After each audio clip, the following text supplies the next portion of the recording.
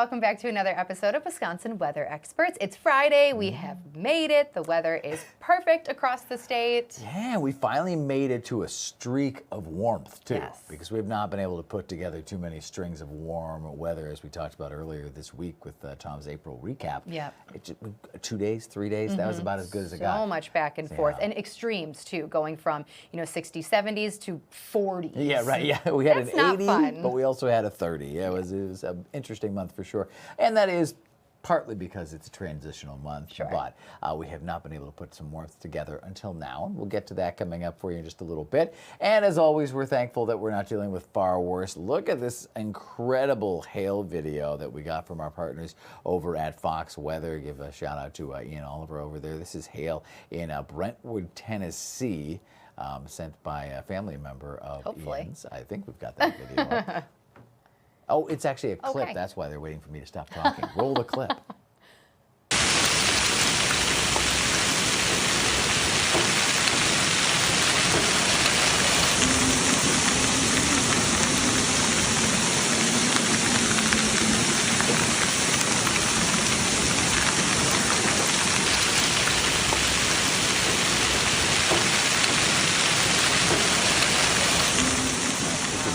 Hear why I needed to stop talking because the sound on that is as impressive as the video on it with the moderately sized hail, of course, the incredible wind and just the sound of it coming down and pelting that parking lot there. It's splashing into the pools of water, of course, from the heavy rain associated with the same storm. Yeah, you can see how strong the wind is too. That wind whipping rain. You know exactly what I'm talking about. You just see it going across the parking lot. It's You can raining tell sideways, as exactly. the old saying goes. Very strong. And we have this great network of cameras all over the planet, basically. At this point, do. we have them, some in South Africa and everywhere.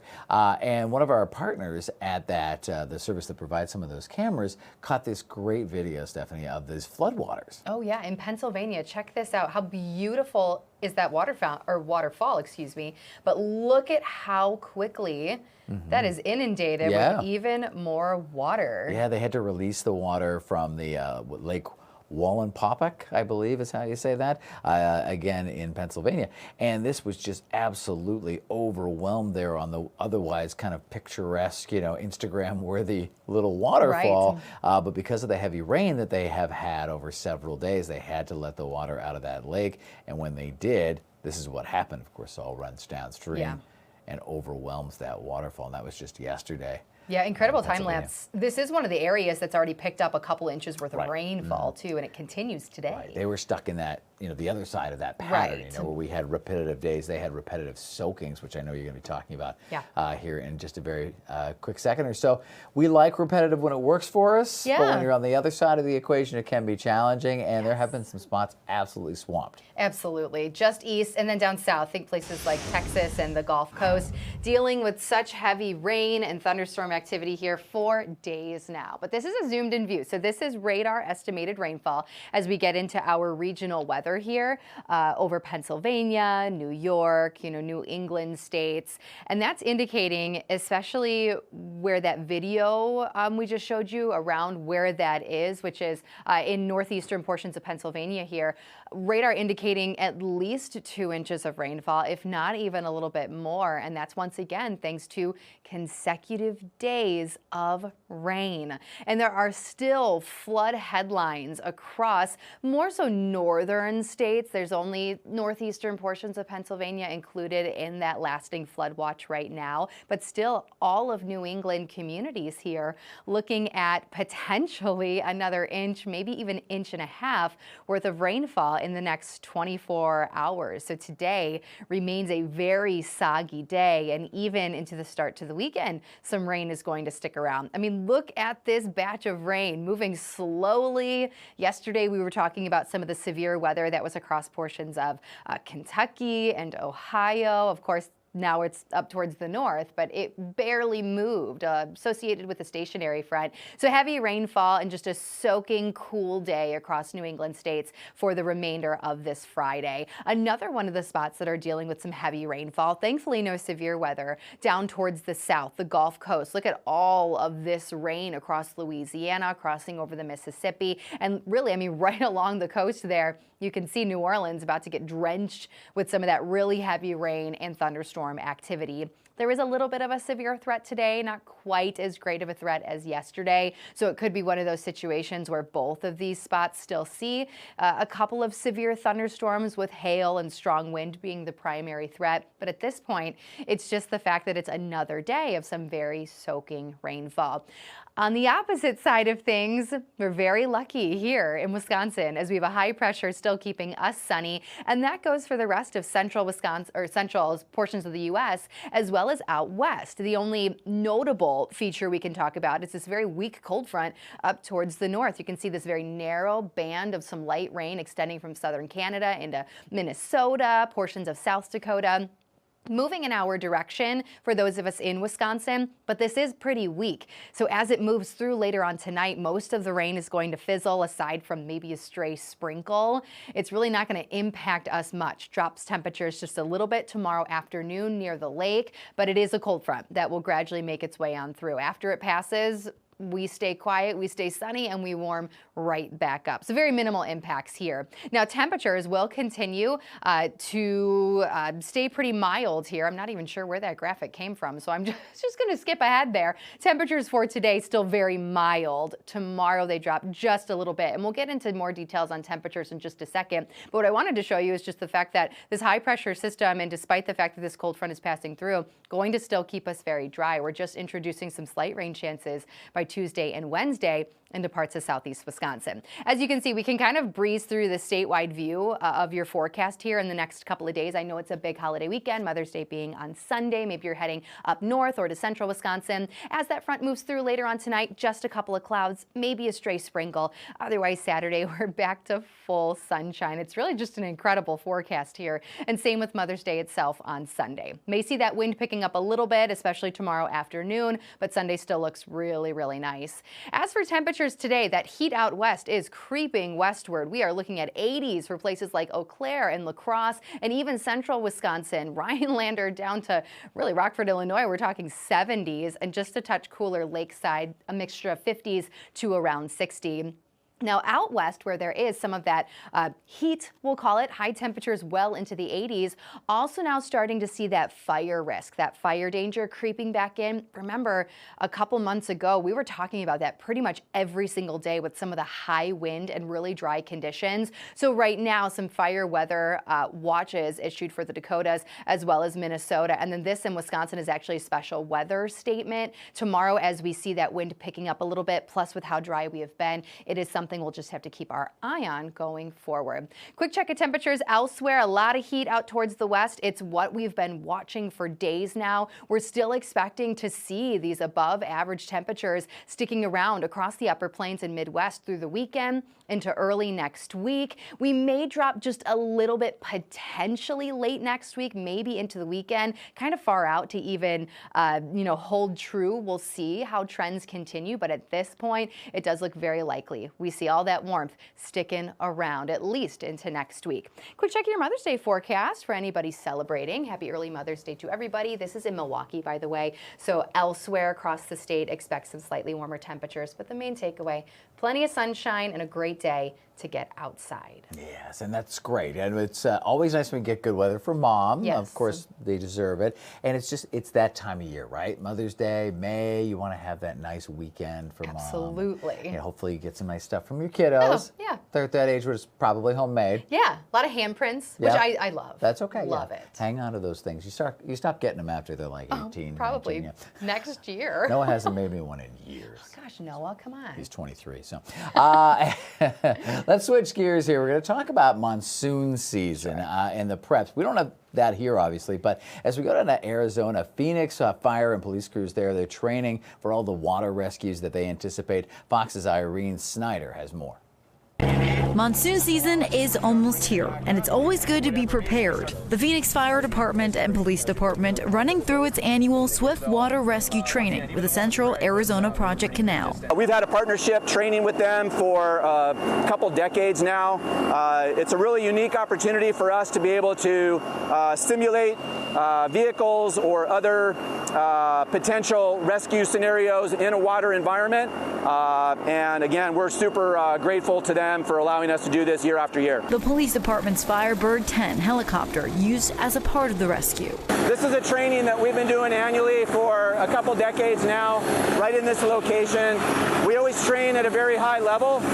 This is not something we have to do every time we get a water rescue, but there are times where we have to do it, and our guys are more than prepared for it. They have people out on the water simulating an active water rescue. A fire department member sent out to help. We're going to actually insert a rescuer with a piece of equipment called a cinch collar. That collar is used to go over the victim, cinches up around their chest and torso area, and then we lift our rescuer and our victim up with the hoist, and we're going to set them right down on the canal right behind us. The crews will always work to be prepared, but they also have a message to the public heading into monsoon season. Do not underestimate the water. It only takes about 6 inches of water to wash a vehicle off of a roadway, so water is deceivingly powerful and very dangerous. Irene Snyder, Fox 10 News. Yeah, what a great story. Obviously, you know, and it's something that you don't think about in a desert state, or we wouldn't think about because you assume Arizona is a desert state. But when the monsoonal rains come and things start to get that wet, obviously, as you heard in the package, it's something they have to prepare for. Yeah, extremely dangerous in situations like that. It's always fascinating to actually see them training, too. Yeah, for sure. And interesting side note, a lot of folks equate monsoon and rain. Monsoon is actually a wind pattern change that then leads to the rain. So that when we're talking about a monsoon, it's actually a wind we're referring to, not the rain, but the two do tend to coincide just a little bit. Fun All fact right, when we come back, we are going to have more fun facts. This time we're going to go from the wind blowing in the rain to the wind blowing in things that we may not want to breathe. Yes, our Air Quality Awareness Week experts continues.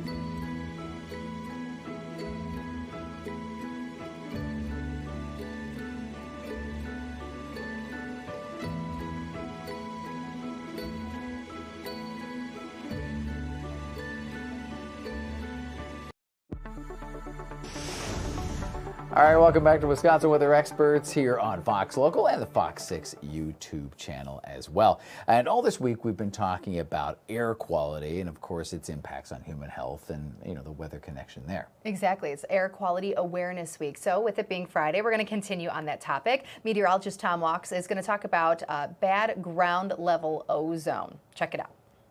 Well, you've often heard about ozone, right? Which is typically formed higher up in the Earth's atmosphere. But there is such a thing as ground level ozone, and when that develops, that can cause breathing issues for folks with certain respiratory illnesses like asthma and COPD. Now, you often hear about this on a warm, stagnant summer day where winds aren't blowing a whole lot, and we tend to get kind of that still air. Now, before I get into what causes this, I think one of the better examples is, have you ever driven into downtown Chicago on a warm summer stagnant day where you try to look at the buildings of downtown Chicago? Say as you're driving in, you see all the big skyscrapers and you just see this brown air just sitting over the city of Chicago. That might be the best descriptor of an ozone, ground level ozone type day.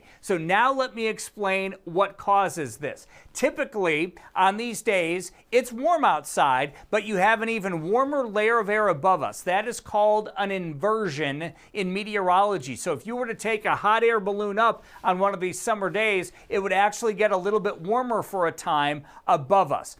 And what happens is you get pollution, whether it's from factories or more notably from vehicles and from cars. That pollution gets stuck under this warm inversion layer. So it's rising, air rises, but air can't rise into air that's warmer than itself, right? So it gets stuck underneath this inversion layer. So that pollution gets stuck, but critically here, it combines with the sun.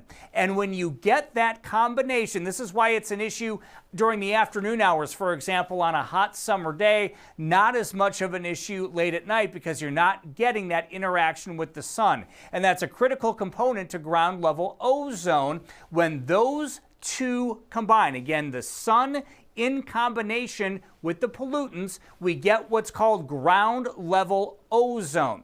And when that develops, you'll often hear us talk about that on the news, is because the issue with that is when you breathe that in, it's that combination of the sun and the pollution that can cause issues for folks who have sensitivities, let's say with COPD or asthma or other breathing issues, that can start to cause issues. So that's why this really becomes a big deal. But that's how it all develops in both the atmosphere and then also at the ground level with the sun and the pollution caused by factories and cars.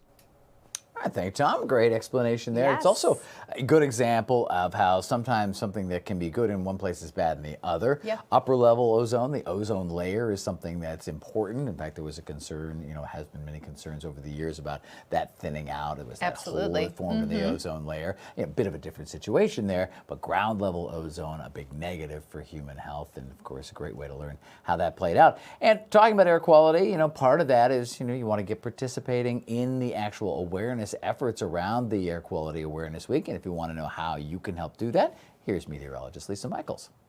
We all like to spend time outdoors when the weather is nice. And just like how the trees need healthy air to breathe and to thrive, we as humans need it too. So to wrap up our Air Quality Awareness Week, we're going to talk about ways to help, ways to improve the air quality. Some of the things you can do is go green using renewable energy sources to limit greenhouse gas emissions. Reduce your carbon footprint by walking or doing things such as biking. Take action in your community. Do things such as plant trees or other plants outside native to your area. Help prevent wildfires to reduce air pollution that could impact you near the surface. And improve indoor air quality. You could do things such as getting an air purifier, making sure your filters are clean in your house so you are breathing in clean air even when you are inside. Oh, there you go. Good way to get involved. Spare the air and do everything you can. Spread the word. While we're talking about the environment, we'll move from air to water now. We know about zebra mussels here in the Great Lakes, right? The invasive species that is zebra mussels. Well, there's an issue with a species called golden mussels. That's in Folsom Lake, California. We have more from Fox's Dennis Shanahan.